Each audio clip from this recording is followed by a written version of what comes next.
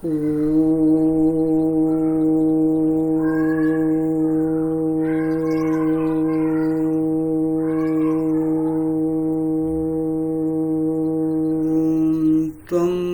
नः पिता वसो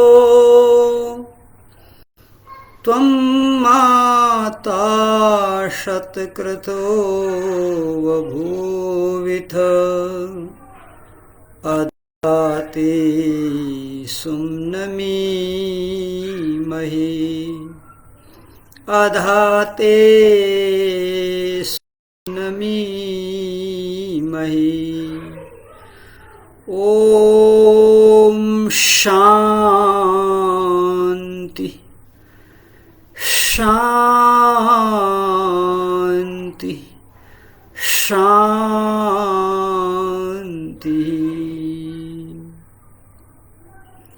ईश्वर के विषय में आज यह तीसरा वीडियो है। मैंने आपको बताया था कि परमात्मा के लिए जो एक कोड वर्ड है वह है कि ईश्वर सच्चिदानंद स्वरूप है। इस कोड वर्ड के अंदर परमात्मा की संपूर्ण परिभाषा आ जाती है, समाहित हो जाती है। और इस कोड वर्ड में 3 अक्षर हैं। पहला है सत, दूसरा है चित और तीसरा है आनंद। सत और चित की व्याख्या हम पिछले 2 वीडियो में कर चुके हैं। आज जो तीसरा शब्द है आनंद, उस पर परिचर्चा करते हैं। सज्जनों, परमात्मा आनंद स्वरूप है। आपने पुस्तकों में इस तरह से पढ़ा होगा और विद्वानों के मुखार बिंदु से इस विषय पर प्रवचन भी सुने होंगे और स्वयं भी आप शास्त्रों में श्रद्धा रखने के कारण मानते होंगे, लोगों को कहते होंगे कि ईश्वर आनंद स्वरूप है। परंतु ईश्वर आनंद स्वरूप है, इसकी प्रतीति आपको होती है या नहीं, ये एक विचारणीय और गंभीर विषय है। दुनिया में बहुत सारे लोग ऐसे हैं जो सीधे सीधे कहते हैं कि ईश्वर आनंद स्वरूप नहीं है और उसके पीछे वो अपना तर्क देते हैं कि अगर ईश्वर आनंद स्वरूप होता तो संसार में इतने दुख क्यों हो रहे हैं, इतनी महामारियां हो रही हैं, प्राकृतिक आपदाओं में मनुष्य की मृत्यु हो जा रही है। अगर परमात्मा आनंद स्वरूप है तो संसार में उनके भक्तों के ऊपर इतने कष्ट क्यों हैं। इस तर्क के साथ साथ वो नास्तिक भी बन जाती हैं। और बहुत लोग अति श्रद्धावादी हैं। अति श्रद्धावादी का मतलब ये है कि वो दुख पे दुख उठाए जा रहे हैं,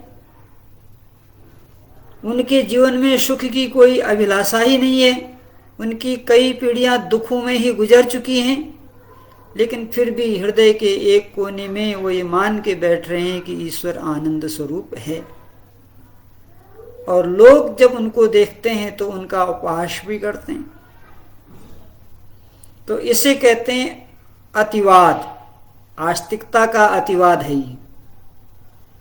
दुख दूर हो नहीं रहे हैं लाख प्रयत्न करने के बाद भी, और फिर भी ईश्वर को आनंद स्वरूप मान रहे हैं। अब एक तीसरी बात आती है कि यह कैसे समझ में आए कि ईश्वर आनंद स्वरूप है, ईश्वर सुख स्वरूप है। देखो, शास्त्रों में कहीं कहीं ईश्वर को आनंद स्वरूप कहा गया है और कहीं कहीं सुख स्वरूप कहा गया है। दोनों एक ही बात है। ईश्वर सुख स्वरूप भी है और आनंद स्वरूप भी है। अब इसकी उपलब्धि कैसे हो, कैसे हम समझें, इस पर चिंतन करना है। सज्जनों, सुख और आनंद केवल परमात्मा में ही नहीं है, संसार के पदार्थों में भी है। और संसार के पदार्थ दृश्यमान हैं, सभी लोगों ने देखे। इसलिए हम पहले भौतिक जगत में देखते हैं कि सुख क्या है, आनंद क्या है, उसके बाद हम अध्यात्म में प्रवेश करेंगे। आपने मिठाई खाई, आपने फल खाए, आप किसान हैं, खेती करते हैं, बहुत अच्छी फसल होती है तो आपको सुख मिलता है। मिठाई खाने से, फल खाने से, आपके किसी कार्य की सिद्धि हो जाने से, बच्चे परीक्षा में पास हो गए, आपको सुख हो रहा है, उनको नौकरी मिल गई, आपको सुख हो रहा है। तो यहां पर आप सुख की अनुभूति कर रहे हैं। ठीक इसी प्रकार से परमात्मा में भी सुख है और आनंद है। तो इस आनंद को समझने के लिए हमें प्रमाणों की आवश्यकता होती है, क्योंकि किसी भी बात को प्रमाणों के द्वारा ही सिद्ध किया जाता है। तो परमेश्वर के आनंद का एक अनुमान प्रमाण हमने आपको दिया कि आपने मिठाई खाई, फल खाए, आपके लक्ष्य की प्राप्ति हुई, आपकी मन की इच्छाएं पूरी हुई, तो आपको क्या मिल रहा है? सुख मिल रहा है। अब समझ में आ गया वो सुख क्या है, आनंद क्या है। ठीक इसी प्रकार से जैसे आपको भौतिक पदार्थों से अच्छे कर्म करने पर सुख की प्राप्ति हो रही है, ठीक इसी तरह से परमात्मा के भी आनंद की प्राप्ति होती है। अब हम चलते हैं, दूसरा है शब्द प्रमाण, क्योंकि अभी हमको आनंद का अनुभव हुआ नहीं है। तो जब तक हमको अनुभव नहीं हुआ है तब तक हम दूसरों के अनुभव से लाभ उठाते हैं। तो जो दूसरों का अनुभव है उसी को शास्त्र की भाषा में शब्द प्रमाण कहते हैं। शब्द प्रमाण के द्वारा आप सुख की प्राप्ति कर सकते हैं। तो शब्द प्रमाण में हमारे सामने सबसे श्रेष्ठ प्रमाण है वेदों का। वेदों के अंदर परमात्मा को आनंद स्वरूप बताया है। अथर्ववेद की ऋचा है,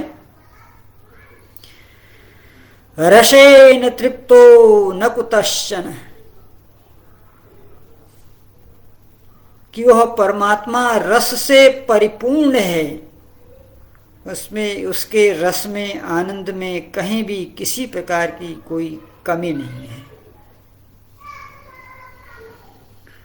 महर्षि वेदव्यास महाराज ने वेदांत दर्शन में लिखा है, आनंदमयो अभ्यासात्, कि ऐ मनुष्यों, परमात्मा आनंद स्वरूप है, आनंद का भंडार है, परंतु लंबे समय तक इस बात का जो अभ्यास करता है, धारणा, ध्यान, समाधि करता है, उसको इसका अनुभव होता है। जैसे संसार के पदार्थों को भक्षण करने से आपको सुख की प्राप्ति होती है, तो संसार के आनंद को भी प्राप्त करने के लिए, संसार के सुख को भी प्राप्त करने के लिए प्रयत्न और पुरुषार्थ करना ही पड़ता है। बिना प्रयत्न और पुरुषार्थ के संसार का भी आनंद नहीं प्राप्त हो सकता है, तो परमात्मा का आनंद भला बिना पुरुषार्थ और प्रयत्न के कैसे प्राप्त होगा। इसलिए महर्षि वेदव्यास महाराज कहते हैं कि आनंद का भंडार है परमात्मा, लेकिन उसकी प्राप्ति के लिए आपको यम, नियम, आसन, प्राणायाम, प्रत्याहार, धारणा, ध्यान, समाधि तक जाना पड़ेगा, तब आपको उस आनंद की प्राप्ति होगी। अब हम कुछ लक्षणों के द्वारा ये जानने का प्रयास करते हैं कि भाई आपने कहा संसार में भी सुख और आनंद है जो सर्वसाधारण को उपलब्ध हो जाता है प्रयत्न पुरुषार्थ से, तो फिर परमात्मा के आनंद की प्राप्ति की आवश्यकता क्यों रह जाती है? क्योंकि अभी आपने कहा कि सुख और आनंद संसार के पदार्थों में भी है। तो जब हमारा वास्तविक लक्ष्य सुख और आनंद की प्राप्ति है और जो संसार के पदार्थों में हमें उपलब्ध हो जा रहा है, तो फिर परमात्मा के आनंद के लिए क्यों पुरुषार्थ करें? इतने लंबे काल तक यम नियम का पालन किस लिए किया जाए? लक्ष्य की पूर्ति तो साधारण पदार्थों से ही हो जाती है। अब शास्त्र इसमें क्या कहते हैं, इसको सुनने की आवश्यकता है। शास्त्रकार कहते हैं कि ये तो बात निश्चित है कि संसार के पदार्थों में भी सुख और आनंद है। क्यों? क्योंकि संसार के पदार्थों को भी बनाने वाला आनंद स्वरूप परमात्मा ही है। भला जो परमात्मा आनंद स्वरूप है, उसके बनाए हुए संसार के पदार्थों में आनंद क्यों न हो? सूर्य, चंद्रमा, तारे, पेड़ पौधे, फल फूल, ये सब उसी परमात्मा के ही तो बनाए हैं। तो जो आनंद स्वरूप है, उसकी रचना दुख स्वरूप नहीं हो सकती है। ये तो मनुष्य अपनी रचना अलग से करके दुखी होता है। परमेश्वर की जो रचना है वो कभी भी दुख नहीं देती है। मनुष्य अपनी अविद्या के कारण पदार्थों के ज्ञान को नहीं जानता है और पदार्थों के ज्ञान को न जानने से उसे हानि होती है। अब पदार्थ ज्ञान से कैसे लाभ और हानि होती है, इसको जान लीजिए। जैसे अग्नि है, अग्नि एक पदार्थ है। तो जो बुद्धिमान लोग होते हैं वो अग्नि में घृत सामग्री इत्यादि डाल करके यज्ञ करते हैं और उनके किए हुए यज्ञ से जल भी शुद्ध होता है, वायु भी शुद्ध होती है और शुद्ध जल और शुद्ध वायु से संसार के सभी प्राणियों को सुख मिलता है। ये हो गया पदार्थ का सही सही उपयोग।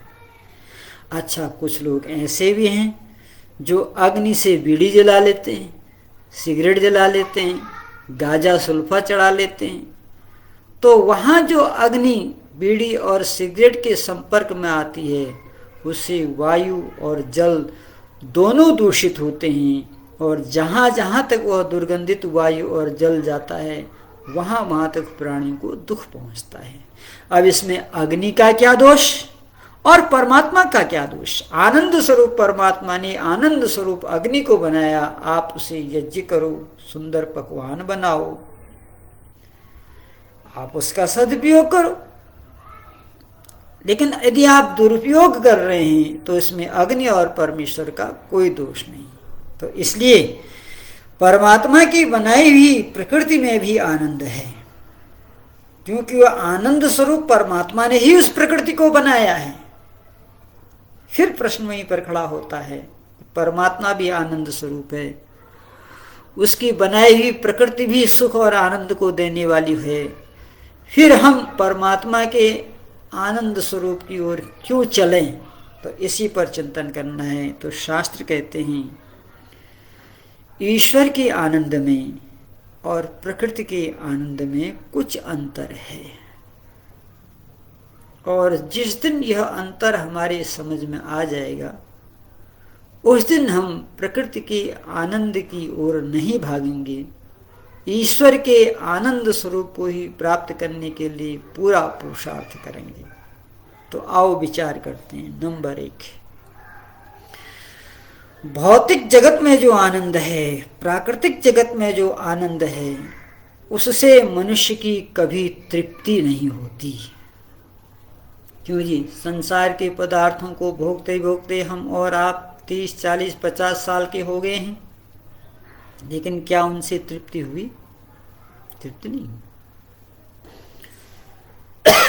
दूसरी बात कहते हैं, तृप्ति तो नहीं होती और साथ ही कुछ काल के बाद अरुचि हो जाती है।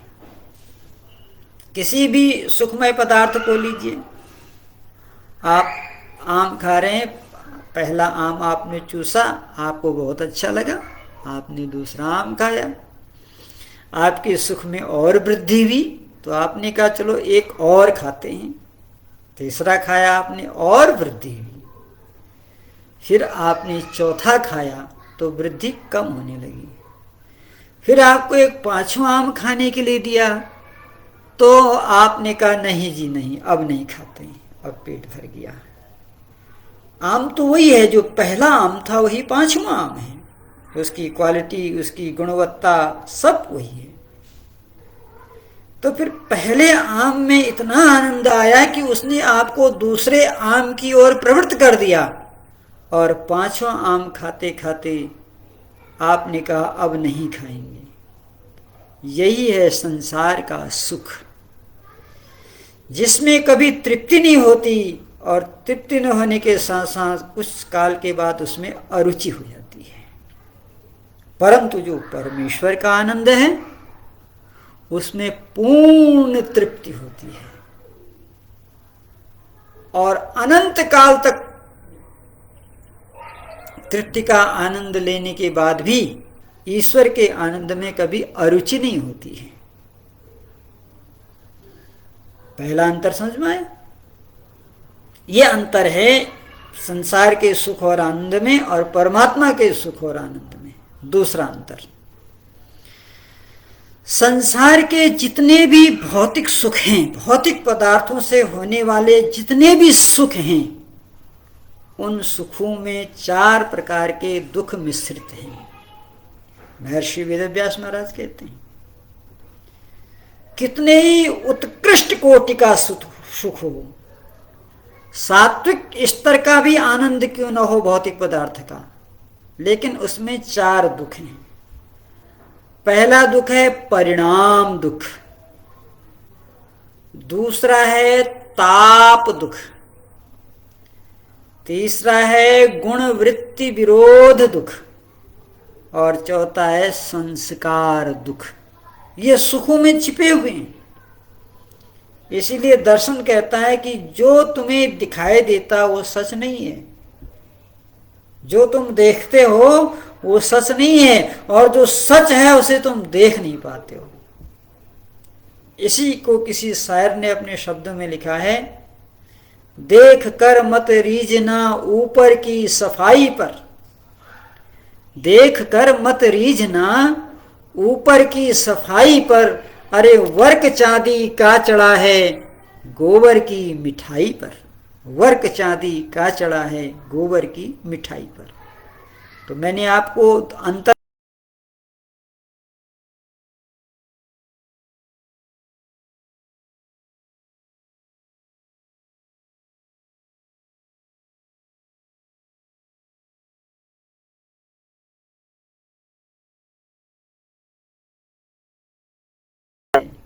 जो समाधि से प्राप्त आनंद है, उस आनंद में किसी प्रकार का कोई दुख और क्लेश है ही नहीं, क्योंकि परमेश्वर में भी दुख और क्लेश नहीं है।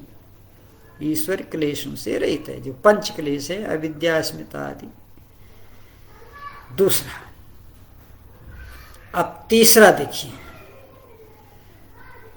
प्राकृतिक पदार्थों में, भौतिक जगत में जो सुख है, उस सुख की प्राप्ति के बाद मनुष्य मन और इंद्रियों का दास हो जाता है। संसार के सुख, भौतिक जगत के सुख इंद्रियों के तेज को नष्ट कर देते हैं, मन के प्रकाश को मलिन कर देते हैं, मन को आवरण मल से युक्त कर देते हैं। ये संसार के पदार्थों से मिलने वाले सुख का बहुत बड़ा दुर्गुण है कि भोगा न भुक्ता वयमेव भुक्ता, तृष्णा न जीर्णा वयमेव जीर्णा। भौतिक पदार्थों को भोगने वाला व्यक्ति भोगते भोगते अपने को नष्ट कर देता है, लेकिन भोग्य पदार्थ अभी भी बने हैं।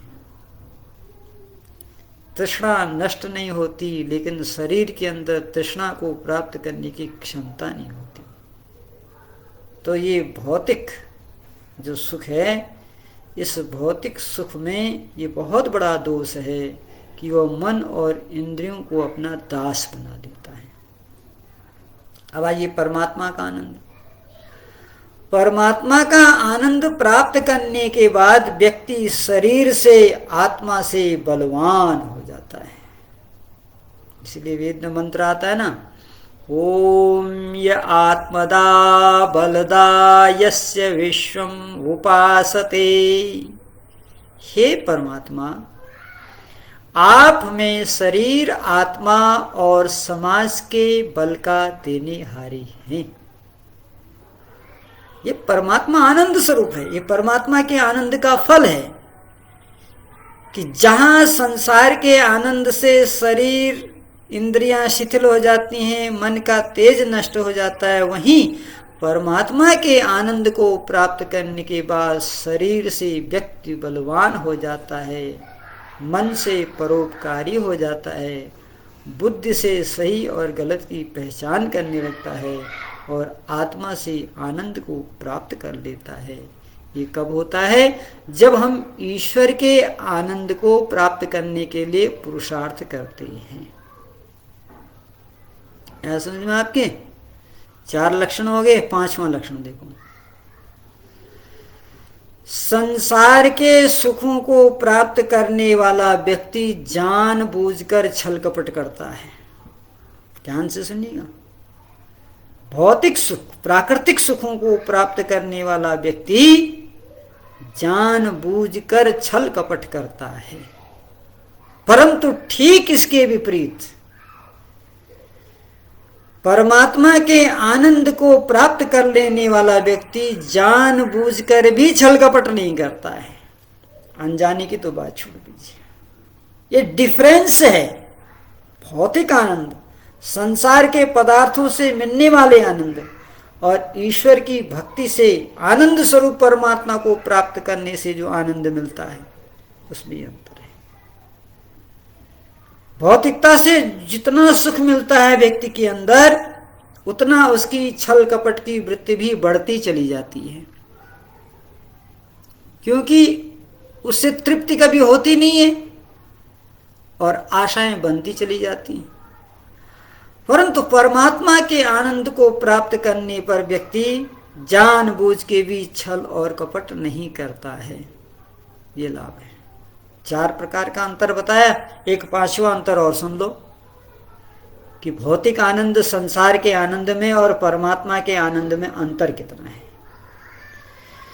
ये मैंने परमात्मा के ये भौतिक आनंद और संसार के आनंद का जो मैंने वर्णन किया, ये इसलिए किया कि इस तरह से आनंद की झलक होती है जो आपको संसार के फल फूल इत्यादि सुख सुविधाओं को प्राप्त करने से होती है। इसी प्रकार से परमेश्वर की भक्ति से भी आनंद मिलता है, परंतु संसार का आनंद क्षणिक होता है, क्षणभंगुर होता है।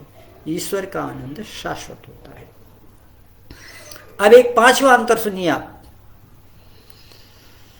संसार में कोई व्यक्ति कितना ही सुखी हो, त्रैलोकी राजा हो, तीनों लोगों का राजा हो, चक्रवर्ती सम्राट हो, संसार के सुख को प्राप्त करने वाला व्यक्ति, लेकिन फिर भी वह जन्म और मृत्यु के पास में बंध जाता है, उसको पुनर्जन्म लेना ही पड़ता है।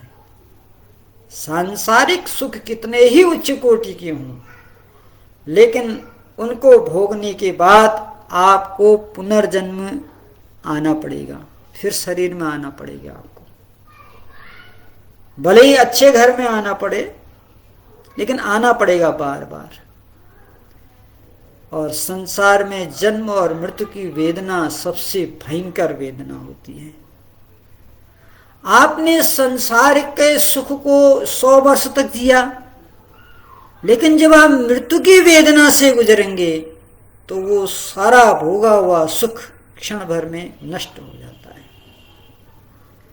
परंतु यदि कहीं आपने एक बार ईश्वर के आनंद को प्राप्त कर लिया,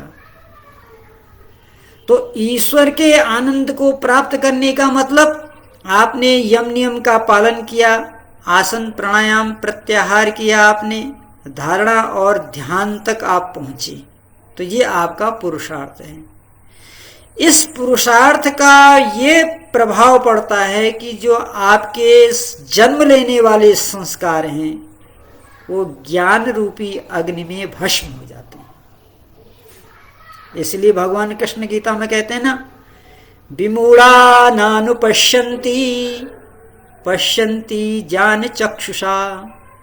हे अर्जुन, जो मूढ़ लोग हैं, जो इन आंखों से ईश्वर को देखना चाहते हैं, वो मूढ़ हैं, और वह मूढ़ कभी भी ईश्वर को नहीं जान सकते, नहीं प्राप्त कर सकते। पश्यन्ति ज्ञान चक्षुषा, जो ज्ञान के नेत्रों से, जो शास्त्र के नेत्रों से, जो वेद के नेत्रों से, जो आप्त पुरुषों के नेत्रों से परमात्मा को देखता है, वही देखता है। और शतपथ ब्राह्मण में तो लिखा है गंधेन पश्यति पशु, वह पशु ही है जो शब्द के द्वारा, स्पर्श के द्वारा, रूप के द्वारा प्राकृतिक पदार्थों को भोग रहा है। लेकिन मनुष्य तो वह है ज्ञान चक्षुषा, जो ज्ञान के नेत्रों से देखता है। तो बता रहे हैं कि संसार का सुख कितना ही उच्च कोटि का है, वह आपको पुनर्जन्म के चक्र में डाल देता है। लेकिन यदि कहीं आपने यम नियम आसन प्राणायाम प्रत्याहार धारणा ध्यान लगा दिया, तो आपके जो जन्म जन्मांतर को देने वाले संस्कार हैं, जो आपका कर्माशय है, वह ज्ञान रूपी अग्नि में जल जाएगा। न पुनर्जन्म विद्यते, फिर आपका पुनर्जन्म नहीं होगा।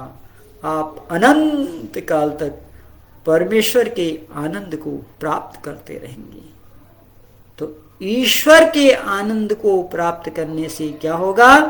पुनर्जन्म नहीं होगा, मुक्ति की प्राप्ति होगी। और संसार के आनंद को कितना ही आप प्राप्त कर लेंगे, आप पुनर्जन्म से बच नहीं सकते।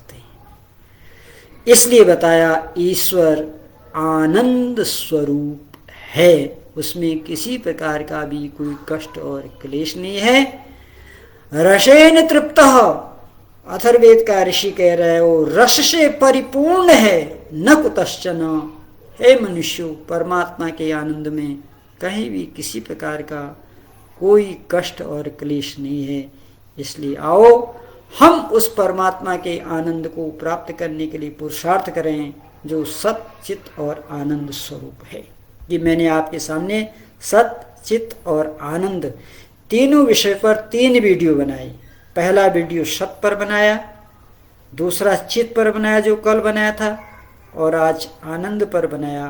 कल इन तीनों को मिला करके वीडियो बनाएंगे, सत चित और आनंद स्वरूप परमात्मा के बारे में।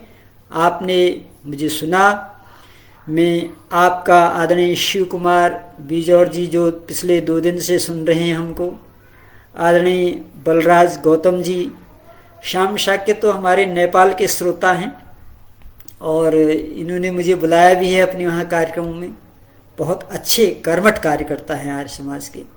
आप सबका धन्यवाद है। अब ये ईश्वर के 20 नामों की व्याख्या प्रतिदिन होगी। अभी मैंने सत चित और आनंद की व्याख्या की, कल इन तीनों को मिलाकर के व्याख्या करेंगे, और परसों फिर ईश्वर निराकार है। इस तरह से जितने भी नाम महर्षि देव दयानंद ने जो 20 नाम दिए हैं सत्यार्थ प्रकाश के अंदर, आर्य समाज के नियमों में, उनकी व्याख्या होगी। बहुत बहुत धन्यवाद। इत्योम शम।